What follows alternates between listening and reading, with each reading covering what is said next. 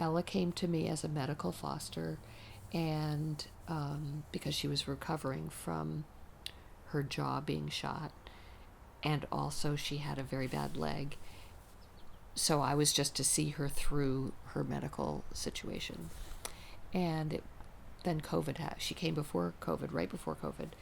Then COVID happened, and her jaw was fixed, her leg was amputated, and I saw her through that recovery, and they were predicting that she would live about a year.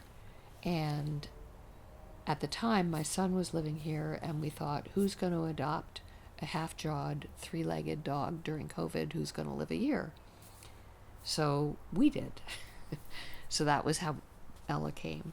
And then Benji was only supposed to be here for 2 weeks because the protocol for this particular rescue is that they come out of their situation and they go to a particular foster to make sure that everything's fine. And he was going to go to a family in Red Hook near here. And then they, for some reason, said that they couldn't take him. Maybe they had COVID. I don't know. But and then I started noticing medical issues. And so one thing led to another. He has a fatal heart condition. He had a limp that is now resolved. We don't know why it resolved. It just resolved.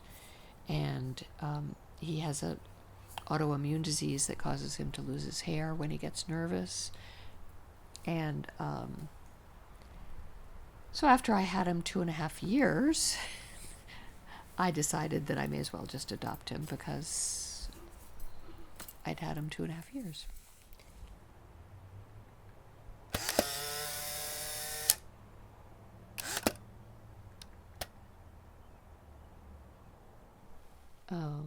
Tell me more about this trip to New Zealand. So I went with my mom because I think I told you my mom died very early. And she, at this time, was much healthier than she knew she was much healthier than she would be in even a few years. So she wanted to go as far away as she could, and she needed a companion to go with her, and so she invited me and I went. Wow, and who are these other people? They're all people that I hung around with in Washington, D.C.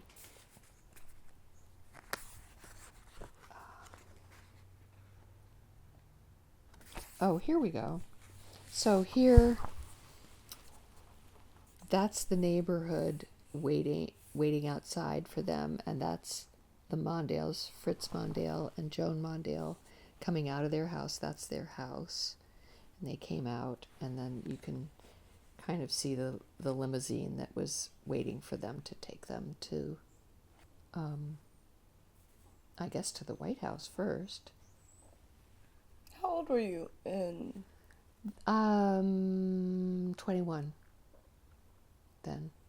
Did they have a dog as well? They did. They had a blind collie. Let's see, I can't remember her name, but she was totally blind, and Mrs. Mondale, who I called Joan, would walk her the exact same route every day because the dog knew the route and knew we lived on a sidewalk that was very bumpy and stuff.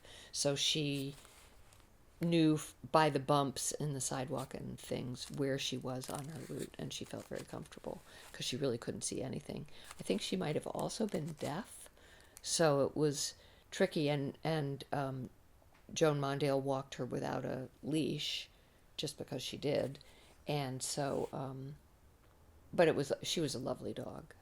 So you grew up around dogs everywhere? Everywhere. Everybody had a dog, yes.